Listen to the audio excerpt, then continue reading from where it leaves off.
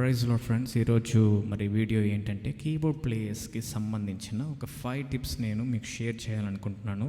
Tip number 1, so keyboard ఒక చక్కటి క్లాత్లో కవర్ చేయాలి. సో దానికి మీరు ఒక మంచి క్లాత్ని యూజ్ చేయండి. నేనైతే ఇటువంటి మైక్రో ఫ్యాబ్రిక్ క్లాత్ని యూజ్ చేస్తున్నాను.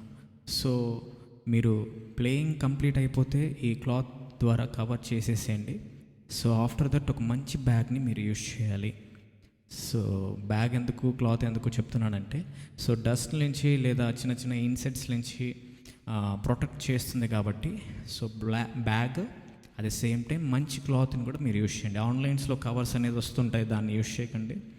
సో మంచి క్లాత్ మీకు కీబోర్డ్కి సెగ్మెంట్స్ సరిపోయేటట్టు ఏదైతే మీకు అవసరం ఉందో, మరీ రఫ్గా హార్డ్గా ఉండే క్లాత్స్ని మీరు యూజ్ చేయకండి. ఎందుకంటే కీస్ కంప్రెస్ అయిపోతుంది, అప్పుడు కీస్ ప్రాబ్లం అవుతుంది. కాబట్టి సాఫ్ట్గా ఉన్నది లేదా మైక్రో ఫ్యాబ్రిక్ మొత్తం కవర్ అయ్యేటట్టుగా ఉండేటట్టుగా మీరు చూసుకోండి.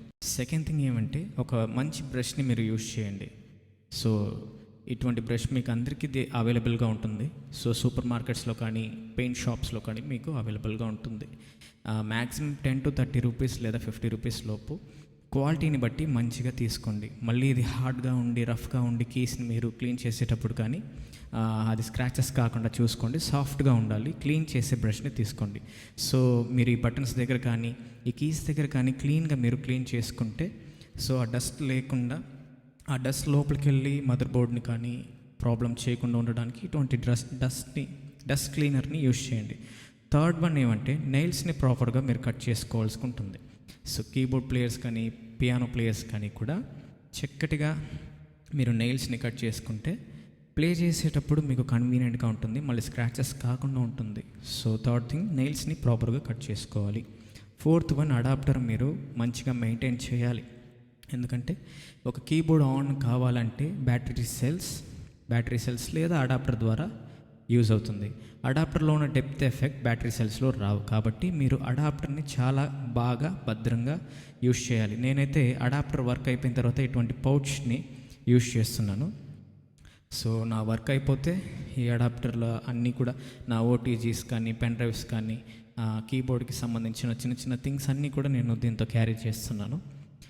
సో మీరు మళ్ళీ అడాప్టర్తో సహా స్విచ్ బాక్స్ లేదా జంక్షన్ బాక్స్ని కూడా మీరు యూజ్ చేయాలి. డైరెక్ట్గా ఎక్కడైనా మీరు ప్రోగ్రామ్స్కి వెళ్తున్నప్పుడు డైరెక్ట్గా లైన్కి చేసేయకండి. సో హై వాల్టేజ్ ద్వారా మీ మదర్ బోర్డ్ కానీ కీబోర్డ్ కానీ డ్యామేజ్ అయ్యే అవకాశాలు ఉన్నాయి. సో అందువలన మీరు జంక్షన్ బాక్స్ కంపల్సరీ యూజ్ చేయండి. లాస్ట్ ఫిఫ్త్ వన్ ఏమంటే, సర్వీస్ లేదా మంచిగా మెయింటైన్ చేసుకోవాలి కీబోర్డ్ అన్నది. మీరు ప్రతిరోజు ప్రాక్టీస్ చేయాలి. అట్ ద సేమ్ టైం కూడా సర్వీస్ ఇవ్వండి. మరి నాబ్స్ కానీ లోపల ఉన్న స్పీకర్స్ కానీ మదర్ బోర్డ్ కానీ ప్రతిదీ కూడా సర్వీస్ మంచిగా చేసుకోవాలి. చిన్న డ్యామేజే అనేసి లేదా చిన్న ప్రాబ్లమే అనేసి వదిలేకండి. ఏదైనా చిన్న చిన్న ప్రాబ్లమ్స్ వచ్చినప్పుడు దాన్ని క్లియర్ చేసుకోండి. సో మీకు ఈ వీడియో నచ్చినట్లయితే, ఈ 5 టిప్స్ కూడా మీకు నచ్చినట్లయితే మీ ఫ్రెండ్స్ కానీ ఎవరైనా కీబోర్డ్ ప్లేయర్స్ ఉంటే వాళ్ళకి షేర్ చేయండి. మరి మన ఛానల్ని కూడా సబ్స్క్రైబ్ చేసుకోండి. Thank you.